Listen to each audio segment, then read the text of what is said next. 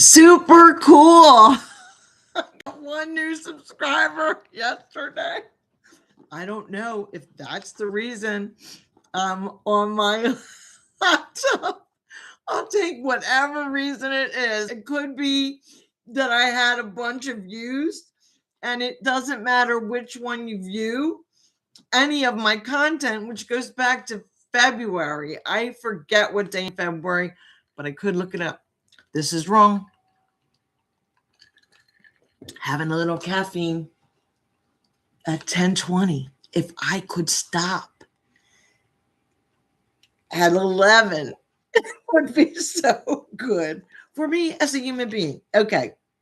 So the title for this was Action Plan for Depression. And it wasn't, what else did I put? Tools for depression. So I'm going to try to keep it short again. That's the advice from YouTube. Make them short and people will watch. And I think the average time people watch me is like 2 minutes and 30 seconds. That's fine. I'm not on here to be famous. Okay, so Module 25, Personal Action Plan for Depression. As in Part 2 on mania, an action plan is an outline of personal coping strategies to prevent or limit an episode, in this case, a depressive one.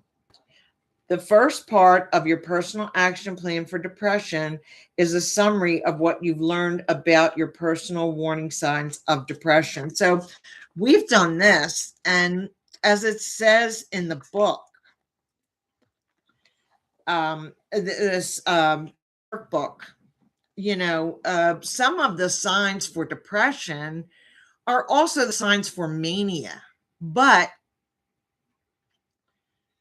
the way to prevent it, the way what you might do to slow down or shorten the episode, there are some ideas that are similar for mania and for depression. So this is some beneficial responses to depression. I'll go for long walks with the dog, catch up with friends by phone every evening, and pay a bill as they come in so they won't build up. I wear a rubber band on my wrist to snap whenever I start beating myself up at work. When the cold and dark winter weather hits, I plan to take a warm bath every evening. I'll ask my work buddies to drag me bowling with them at least once a week, no matter what excuse I give.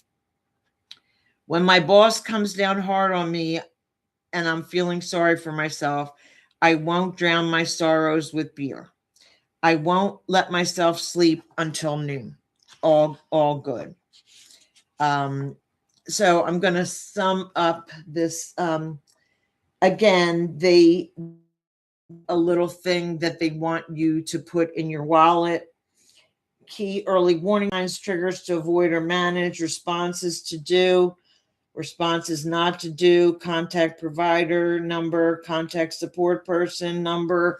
And as I've said, like about 5 support people is good, because when you call somebody, they may not be home and it may beep and leave a message, which might be great if you weren't anticipating an episodic thing to happen. But if you are, and like you're 1 or 2 days and you need somebody besides yourself, maybe you can't make a psychiatrist appointment like immediately, but you can get to one of those support groups who maybe have been following this channel. I'm not saying I have all the answers, but this workbook has been excellent. In fact, when we finish it, I don't know where to go next, but I'm going to make sure that I research something that has a flow, that we don't jump back and forth.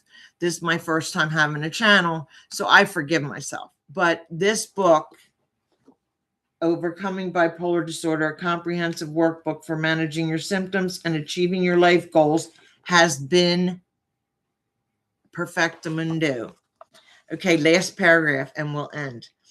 You've completed the first phase of life goal treatments, laying the foundation for managing your life by understanding the basics about bipolar disorder, developing a picture of your own specific patterns of mania and depression and related co-travelers, and outlining coping strategies for symptoms.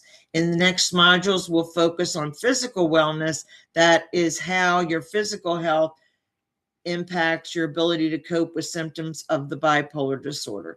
In modules 26 through 29, we'll explain issues relating to overall wellness, especially diet, exercise, tobacco use, and sleeping habits. So cool. That is, let me just tell you, that's module 26. So we've gotten a lot of information out there.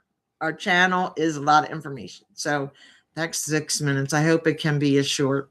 Have a nice day, and I will see you tomorrow.